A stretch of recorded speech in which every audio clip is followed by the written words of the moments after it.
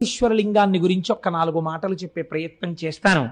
రామేశ్వరలింగం చాలా గొప్ప లింగం. రావణాసురుడు ఉన్నాడే, రావణాసుర సంహారం అంత తేలికైనటువంటి కార్యం కాదు.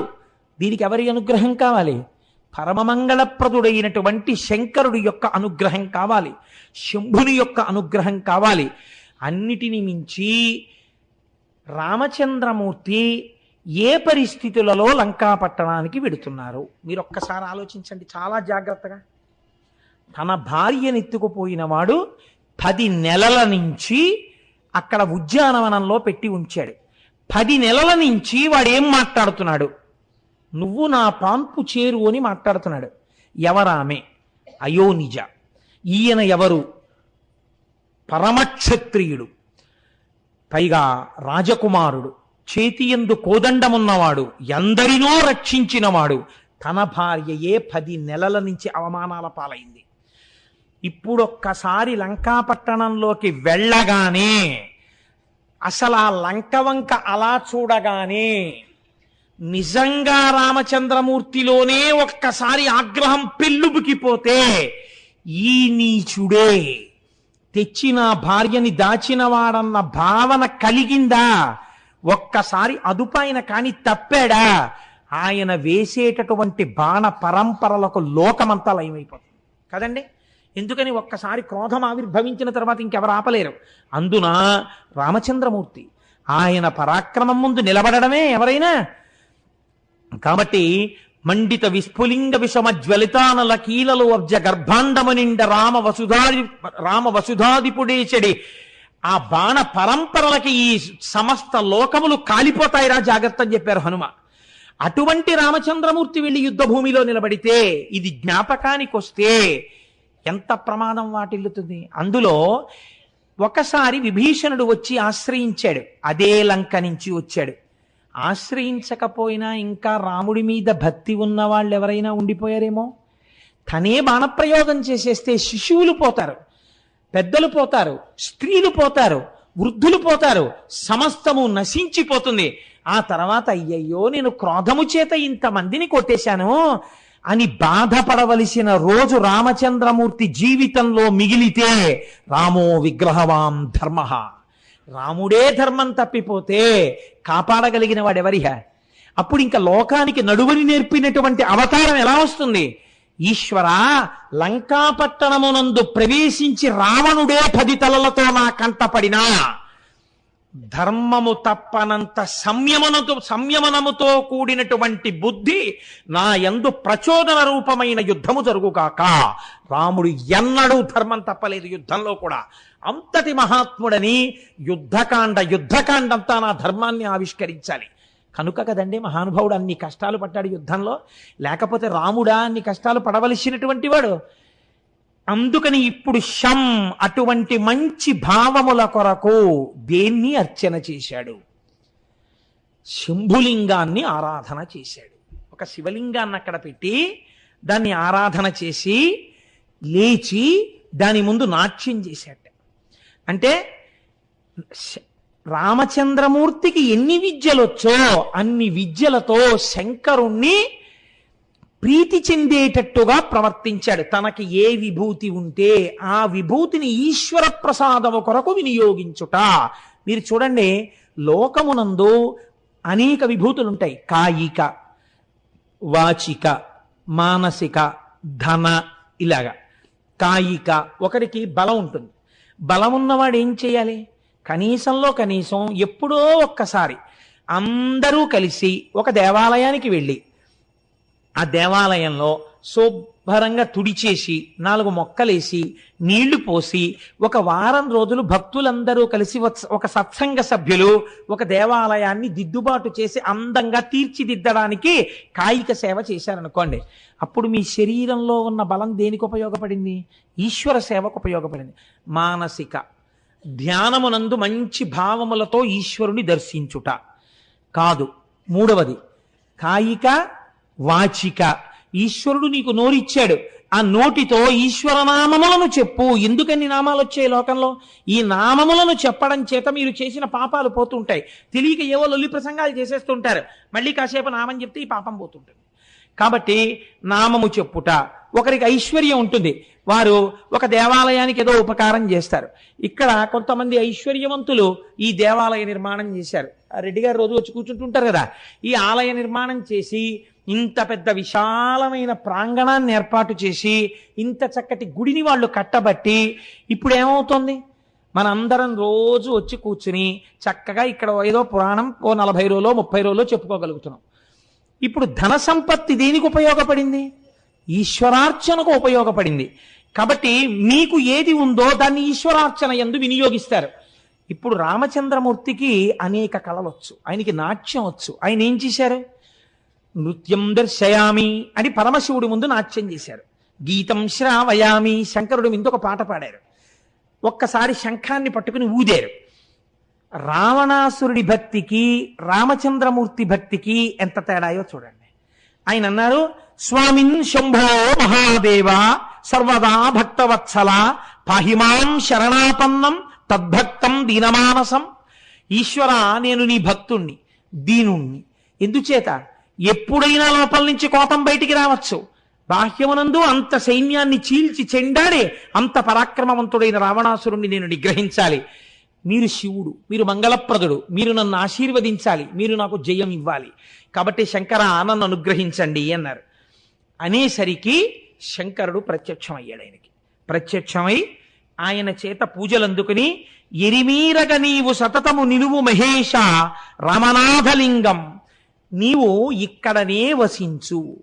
ఇక్కడ వసించినటువంటి నిన్ను రామచంద్రమూర్తి చేత ప్రతిష్ఠింపబడిన లింగము అనబడేటటువంటి పేరుతో లోకమంతా నిన్ను ఆరాధన చేస్తుంది అంటే శంకరుడు అన్నాడు, ఆయనే కదండి, ఆయన వాక్యమే కదండి. మరి నాగనాథలింగ ఇప్పుడే కదా మీరు విన్నారు, ఆ వైద్యనాథలింగంలో నీ మదం అణిగిపోతుందని శాపవాక్కు ప్రయోగించిన వాడు ఆయనే కదా. ఆయనే ఈయనగా వెడుతున్నాడు ఇప్పుడు. శివస్య హృదయం విష్ణుర్విష్ణోశ్చ హృదయం శివ. కాబట్టి ఇప్పుడు వెడుతున్న వాడికి పరమశివుని ఆశీర్వచనం కలిగింది. ఏమని? నీవు జయమును పొందుతావు. వాడేమడిగాడు? బలం కావాలన్నాడు. ఈయనేమన్నాడు? నాకు జయం కావాలన్నాడు. ఇది ఈశ్వరానుగ్రహం. అది అహంకారంతో కూడిన పూజ, వాడు పాడవడానికి పనికొచ్చింది. ఇప్పుడు ఆయన రామచంద్రమూర్తి యొక్క కోర్కె మేరకు ఒక శివలింగంగా కూడా ఆవిర్భవించారు. తదనంతరమునందు రామచంద్రమూర్తి వెళ్ళారు లంకాపట్టణానికి, ఆయన్ని సంహరించారు. సంహరించిన తరువాత తిరిగి పుష్పక విమానంలో వచ్చేస్తున్నప్పుడు సీతమ్మ తల్లితో కలిసి పుష్పక విమానంలో వెడుతూ వెడుతూ కిందకి చూపించారు. సీత, నీ కొరకే రావణుడు ఇక్కడ చంపబడ్డాడు, నీ కొరకే కుంభకర్ణుడు ఇక్కడ చంపబడ్డాడు. చూశవ, మాంసపు ముద్దలతో ఉన్న ఈ యుద్ధ భూమి రాక్షసుల యొక్క పీలుగు పెంటలతో ఎందుకు నిండిందో తెలుసా? నీ కొరకే. క్షాత్రధర్మంతో ధర్మాన్ని విడిచిపెట్టకుండా ఇంత యుద్ధం చేసి నిన్ను నాదామును చేసుకుని నేను నా యొక్క క్షాత్రధర్మమునందు పొరపాటు లేని వాడనయ్యాను. ఆయనకి ధర్మం కావాలి అని చెప్తూ సముద్రం మీదకి వెళ్ళినప్పుడు ఆయన ఒక మాట చెప్పారు. చూశావా, ఇదిగో సేతు, అదిగో అక్కడే నాకు మహాదేవుడు కనపడి నన్ను అనుగ్రహించినాడు అని చెప్పారు. రామాయణంలో యుద్ధకాండలో ఆ శ్లోకాల్లో ఈ పాదం ఉంది. ఇదే ప్రాంతమునందు నన్ను మహానుభావుడైనటువంటి మహాదేవుడు అనుగ్రహించినాడు. మహాదేవుడన్న మాటని పట్టుకుని ఇంకొక భావనతో దాన్ని తీసుకెళ్ళేది పరమశివుడు కాదు అని చెప్పకూడదు. అది తప్పు. అప్పుడు వ్యాస హృదయం పోతుంది. వ్యాసుడు సాక్షాత్ నారాయణుడు. ఆయన స్కాంద పురాణంలో చెప్పాడు, రామాయణంలో రామచంద్రమూర్తి చెప్పారు. శివానుగ్రహమును పొంది రామచంద్రమూర్తి అంతటి ధార్మికుడు, అవతార ప్రయోజనంలో మనకి నడువడి నేర్పవలసినటువంటి వాడు, ఆయన ఎందుకు శివ పూజ చెయ్యడండి? ఏమిటి ఆయనకి బాధ? చేశాడు, శంకరానుగ్రహాన్ని పొంది ఆయన మనకి నేర్పాడు. నీకు మంగళం కావాలంటే శివలింగార్చన చేయవలెను అని ఆయన నేర్పాడు మనకి. కనుక ఇక్కడే నాకు శంకరానుగ్రహం కలిగింది అని చెప్పాడు. అయితే ఇక్కడ ఒక పెద్ద ఇబ్బంది. సాధారణంగా నేను వీరికి దిగిపోయాక అడుగుతారు, ఏమండి మరి సముద్రం దాటే ముందు రామచంద్రమూర్తి పూజ చేసి శివలింగం ఆవిర్భవించిందని మీరు అంటున్నారు, కానీ ఇవాల్టి రోజున మనం రామనాథలింగాన్ని దర్శనం చేసుకోవడానికి ఎక్కడికి వెళ్ళి దర్శనం చేస్తున్నాం అంటే, సముద్రంలో కొంత భాగం వెళ్ళిపోయిన తరువాత సముద్రం మధ్యలో ఉన్నటువంటి ఒక దీవి ఎందు కదా, మనం రామేశ్వరం దీవిలో కదా రామచంద్రమూర్తిని పూజ చేస్తున్నాం. ఈ లింగము ఆ లింగము ఒక్కట. ఒకవేళ అదే ఆ లింగం అనుకోండి, రామచంద్రమూర్తికి సాక్షాత్కరించిన శంకరలింగం అనుకోండి, అలా అయ్యుంటే మరి రామేశ్వర క్షేత్ర స్థల పురాణమునందు రావణ సంహారం అయిపోయిన తర్వాత రామచంద్రమూర్తి ప్రతిష్ఠ చెయ్యడం కోసం హనుమని కాశీపట్టణానికి పంపించి విశ్వనాథలింగం ఒకటి తీసుకురమ్మంటే, హనుమకించే తాలస్యంగా వస్తే సీతాదేవి సైకతలింగాన్ని తయారు చేసిందని, రామచంద్రమూర్తి ఆ లింగాన్ని ప్రతిష్ఠ చేశారని వాళ్ళు రామేశ్వరంలో చెప్తుంటారు. పైగా అక్కడ సరస్వతీ బావి, సావిత్రి బావి, గాయత్రి బావి, నలబావి, గంధమాదన బావి, ఇన్ని బావులు ఉన్నాయి. అసలు ఆ క్షేత్రమే తడిగా ఉంటుంది, ఆ గుడంతాను. ఎంత పెద్ద గుడు! ఇన్ని ఉన్నప్పుడు మరి ఈ లింగము అక్కడది క్షేత్ర స్థల పురాణంలో చెప్పినట్టు ఇప్పటి వరకు వెళ్ళిన జ్యోతిర్లింగాలన్నీ స్థల పురాణానికి సరిపోయాయి. కానీ ఇప్పుడు అలా రెండు కలిసే అవకాశం ఉందా? ఇంకొకటి ఏదైనా జరిగిందా అంటే, ఈ విషయాన్ని మహానుభావుడు మల్లాది చంద్రశేఖర శాస్త్రి గారు రామాయణమునందు ధర్మ సూక్ష్మములు అన్న విషయంలో పరిష్కారం చేశారు. ఆయన ఒక మాట చెప్పారు. ఆయన కూర్మపురాణంలోంచి ఒక విషయాన్ని ప్రతిపాదన చేస్తూ, యావత్ సేతుశ్చ తావచ్చ స్థాస్యామ్యత్ర తిరోహితః, నేను తిరోహితుడనై ఉంటాను అని శంకరుడు అన్నాడు. అంటే అందరికీ నేను కనపడను, కనపడకుండా ఉంటాను. కాబట్టి కనపడకుండా ఉన్నాడు కాబట్టి రామచంద్రమూర్తి చేత ప్రతిష్ఠింపబడి రామచంద్రమూర్తి చేత పూజలందుకున్న శంకరుడు సముద్రమునకు ఈవలి ఒడ్డున సాక్షాత్కరించినాడు అని మీరు ఒక నమస్కారం చేసి ఆ ద్వీపంలోకి వెడితే అక్కడ మాత్రం రామేశ్వరం క్షేత్రం ఉంది. ఈ రామేశ్వర క్షేత్రంలో ఉన్నటువంటి శివలింగం సీతమ్మ తల్లి చేతులతో తీసుకొచ్చినటువంటి పోగు చేయబడినటువంటి మట్టితో ఏర్పడిన శివలింగమేనా? అప్పుడు అది నిజమేనా? రామచంద్రమూర్తి అది ప్రతిష్ఠ చేసిన మాట యథార్థమేనా? హనుమ అంతటి ప్రాజ్ఞుడు శివలింగాన్ని తేవడంలో ముహూర్తానికి ఆలస్యం జరిగిందా? అలా ఆయన చేస్తాడా? అలా ఎందుకు జరిగింది? మీరు ఇప్పుడు కొంచెం జాగ్రత్తగా అవలోకనం చెయ్యండి. అలా కాకపోతే స్థల పురాణం అలా ఉంటుందా? రామాయణంలో దీని ప్రస్తావన ఎందుకు లేదు మరి అని మీకు అనుమానం రావచ్చు. రామాయణం కావ్యం. రామాయణం సూచన చేసి విడిచిపెడుతుంటుంది కొన్ని తప్ప రామాయణం ప్రతిపాదించని విషయములు కొన్ని సత్యములు లోకంలో ఉన్నాయి. భద్రాచల క్షేత్రానికి సంబంధించిన విషయం రామాయణంలో లేదు. అందుకే కదా ఈ మధ్య ఏ వాల్మీకి వ్రాయని కథగా అని పెట్టారు దాని ముందు. ఆయన హృదయం అది. వాల్మీకి రామాయణంలో లేనిది కానీ సత్యమైనది అని. కాబట్టి సత్యం అనడానికి మీకు ఎవరి మాట అయితే మీరు సత్యం అనగలరు? వ్యాస హృదయం అయి ఉండాలి. అది వ్యాసుడు చెప్పి ఉండాలి. వ్యాసుడు చెప్తే దానికి తిరుగులేదు. ఇంకెందుకని వ్యాసవాక్కు పురాణాంతర్గతం. వ్యాసుడు పురాణాంతర్గతంగా చెప్తాడు. ఇప్పుడు వ్యాసుడు అలా ఎక్కడైనా చెప్పాడా? స్కాంద పురాణంలో నాగరఖండమునందు రామచంద్రమూర్తి చేత ఈ శివలింగము ఇలా ప్రతిష్ఠ చెయ్యబడడం యథార్థమే అని స్కాంద పురాణంలో నాగరఖండంలో వ్యాస భగవానుడు చెప్పి ఉన్నాడు. కాబట్టి అది రామేశ్వర లింగమే. ఇప్పుడు ఆ రామేశ్వర క్షేత్రంలోకి మీరు వెడితే అందులో హనుమ ఆలస్యంగా ఎందుకు శివలింగం తేవలసి వచ్చింది? బహుశః హనుమదావతారము కూడా పరమశివుని యొక్క అవతారమే శివమహాపురాణం చెప్తుంది. అందుకే ఆయన కూడా మంగళప్రదుడు, ఎప్పుడు శుభాల్ని చేస్తుంటాడు. హనుమ కూడా రాక్షస సంహారమునందు చాలా ప్రధానమైనటువంటి పాత్ర పోషించారు. హనుమ చేతితో కూడా ఒక శివలింగం ప్రతిష్ఠ అవ్వాలి అని విశ్వనాథుడు భావించి ఉంటాడు. అందుచేతనే కించిత్ ఆలస్యం అయితే ముహూర్తం అయిపోతోందని సీతమ్మ ప్రతిష్ఠించాలి, తన సంకల్పము ముహూర్తమై హనుమ ప్రతిష్ఠించాలి. అందుకని శివ సంకల్పమస్తు, ఈశ్వర సంకల్పముగా సీతమ్మ తల్లి ఇలా అంటే ఒక శివలింగం అయింది. అంటే జగజ్జననిగా ఆవిడ మీకేం చెప్తోంది? మీకెప్పుడు భయం వేసినా ఎక్కడున్నారో అక్కడ ఇలా అంటే చాలు, చిన్న శివలింగం వస్తే అది మీకు రక్షణ హేతువు. ఇప్పుడు దాన్ని రామచంద్రమూర్తి ప్రతిష్ఠ చేశారు. దాన్ని రామనాథలింగము అని పిలుస్తారు. రెండవది హనుమ తీసుకొచ్చిన శివలింగాన్ని ప్రతిష్ఠ చేశారు. అది కాశీ నుంచి తెచ్చారు కాబట్టి దాన్ని విశ్వనాథలింగము అని పిలుస్తారు. ఆ బావులలో నుండేటటువంటి నీటి యందు ఓషధీ శక్తులు ఉంటాయి. అందుకే అక్కడికి వెడితే ఓ 5 రూపాయలు పోయినా కక్కుర్తి పడకూడదు. ఇంత యాత్ర చేసిన తర్వాత అయ్యా అన్ని బావుల్లో నీళ్లు పోయడానికి ఎంత ఇవ్వాలండి అని అడుగుతారు. అడిగితే ఆయన అంటాడు, మీకు నీళ్లు పోయడానికి ఏదో 60 బావులో 70 బావులో ఉన్నాయండి, 60 బావులు 70 బావుల్లోనూ కలిపి 500 ఇవ్వండి అంటాడు. 500 ఇవ్వమంటే మేము అంత ఇవ్వమయ్యా, ఏదో 50 రూపాయలు ఇస్తాం పోసేయాలని అనుకున్నాడు. పోస్తాడు. ఎలా పోస్తాడో తెలుసా అండి? మిమ్మల్ని కూడా ఇంకో 50 మందితో కలుపుతాడు. కలిపి గబ్బ గబ్బ గబ్బ గబ్బ గబ్బ గబ్బ నడిచి వెళ్ళిపోతుంటాడు. తడిగా ఉంటుంది క్షేత్రం. ఏనుగు దగ్గరికో వెళ్ళో చేత లాగుతాడు.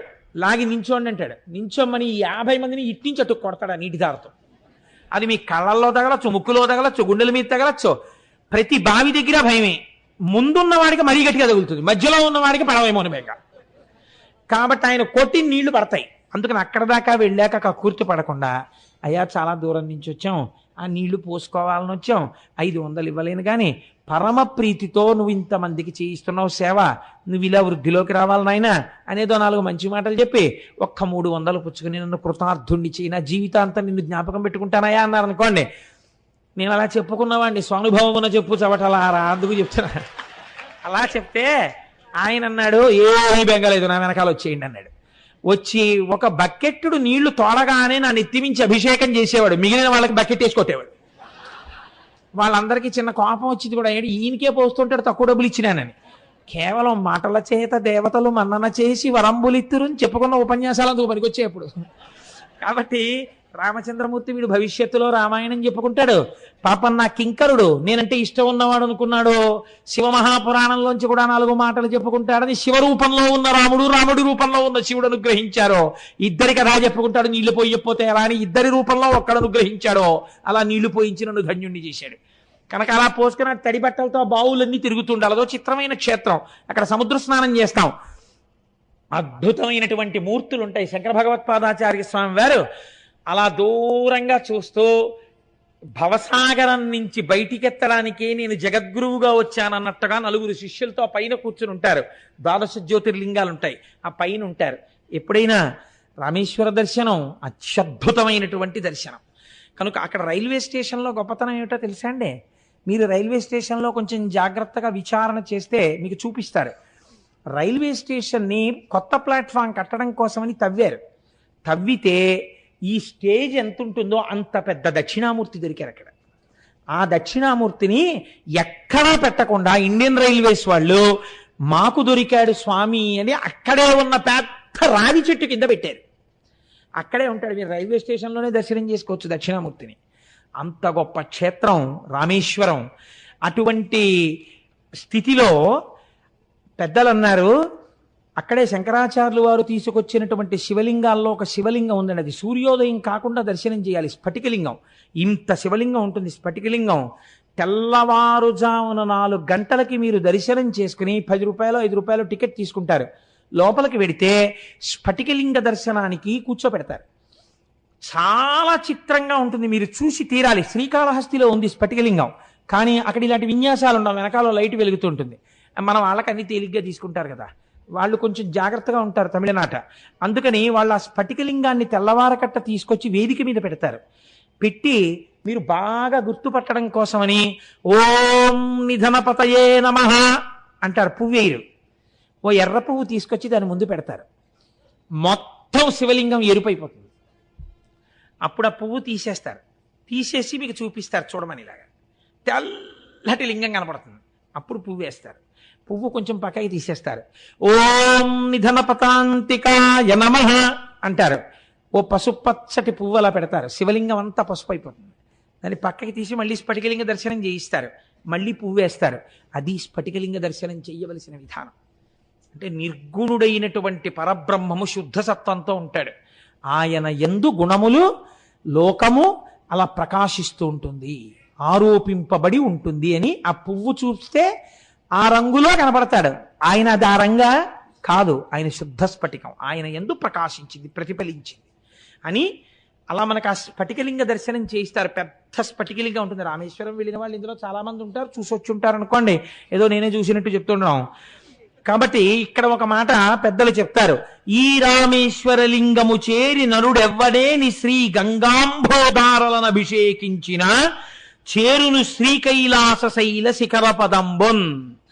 ఎవరైనా ఈ రామేశ్వర లింగం దగ్గరికి వెళ్ళి కాశీ పట్టణంలో ఉన్నటువంటి గంగని తీసుకుని వెళ్ళి ఆ రామేశ్వర లింగాన్ని ఆ గంగధారలతో అభిషేకిస్తే, అంటే మీరు అర్చకులకు ఇస్తే ఆ గంగతో అభిషేకం చేస్తారు, అలా అభిషేకం చేసిన వాడు కైలాసాన్ని చేరుకుంటున్నాడు.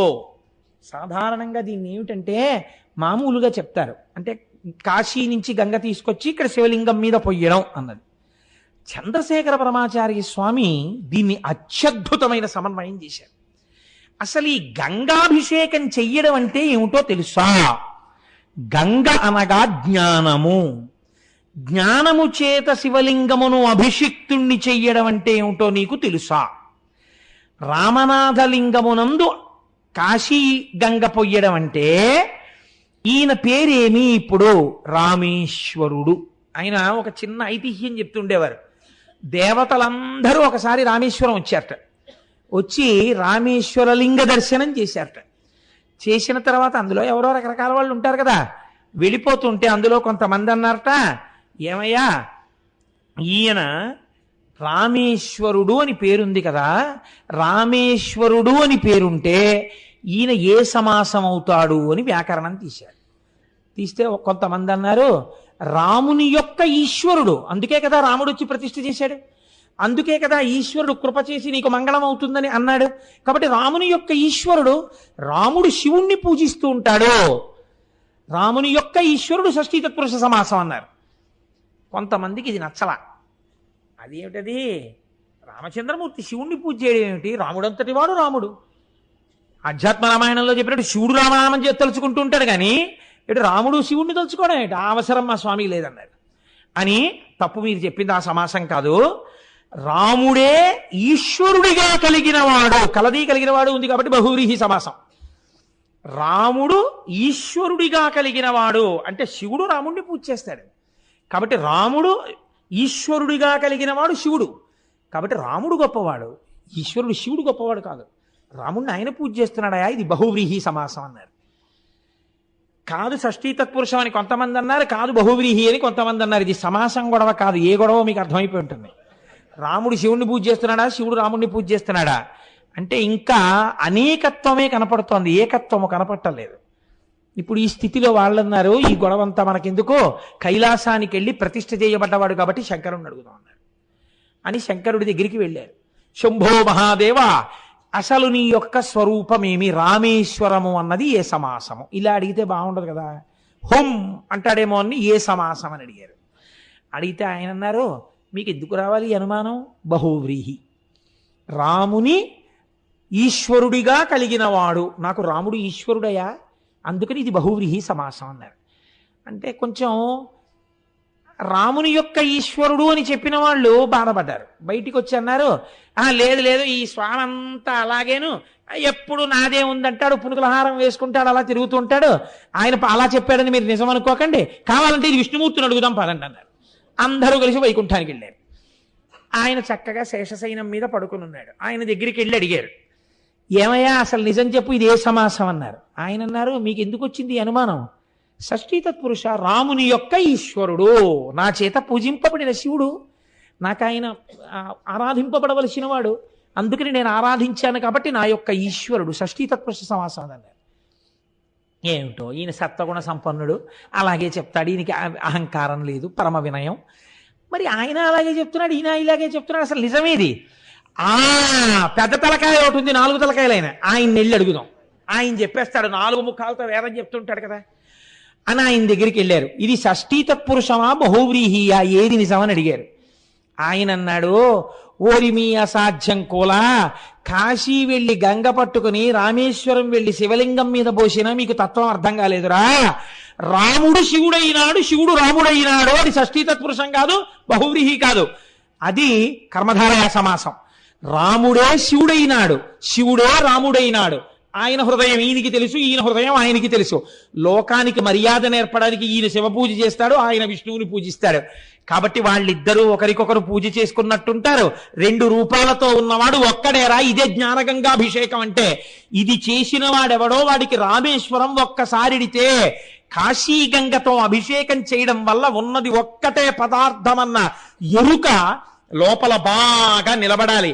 ఇది నిలబడడం రామేశ్వర దర్శనము.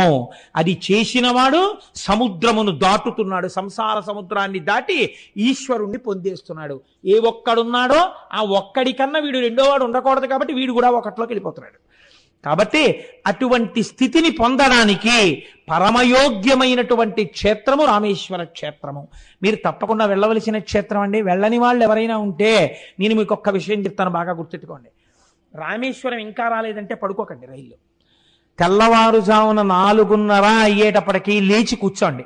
మీరు ఎన్నడూ చూడనటువంటి అత్యద్భుతమైన సన్నివేశం ఒకటి కనపడుతుంది రామేశ్వరం వెళుతున్నప్పుడు.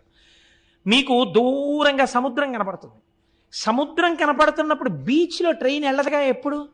కాబట్టి అంత సముద్రం కనపడుతుంటే రైల్లో దూరంగా చూస్తుంటే అబ్బా ఎంత సముద్రమో అని కిటికీలోంచి చూస్తే అటు సముద్రం ఇటు సముద్రం.